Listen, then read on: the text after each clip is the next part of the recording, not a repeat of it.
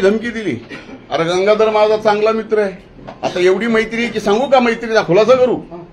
त्या सभेत मी बोललो होतो की एका माझ्या मित्रांनी 1:45 वाजता मला फोन केला, तू सभेला येणार आहेस का, आठवतं का सुरेश? मी त्यावेळेस त्याला म्हणलं काही नक्की नाही बाबा, काय भुजबळ साहेब कशी येते तशावरती माझं ठरणार आहे। नाही म्हणले तुम्ही येणार नसाल तर आम्ही गोंधळ करायचा ठरविला। ते रेकॉर्ड माझ्याकडे आहे। हेच ते काळकुटे लोकसभेला फॉर्म भरला कसा, त्यावेळेस माझ्याकडे येऊन 4-4, 8-8 तास बसायचे। कसे, कशासाठी? फॉर्म भरला पण प्रचार नाही का?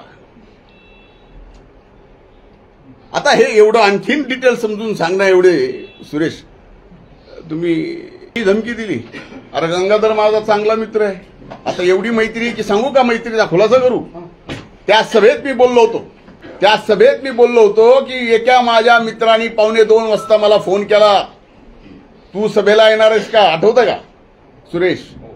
मी त्यावेळेस त्याला म्हणलं काही नक्की नाही बाबा, काय भुजबळ साहेब कशी येते तशावरती माझं ठरणार आहे।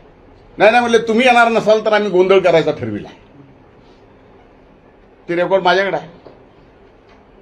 हेच ते काळकुटे लोकसभेला फॉर्म भरला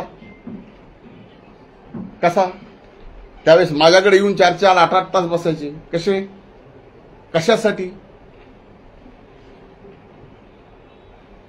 फॉर्म भरला पण प्रचार नाही का? आता हे एवढं आणखीन डिटेल समजून सांगणं एवढे सुरेश तुम्ही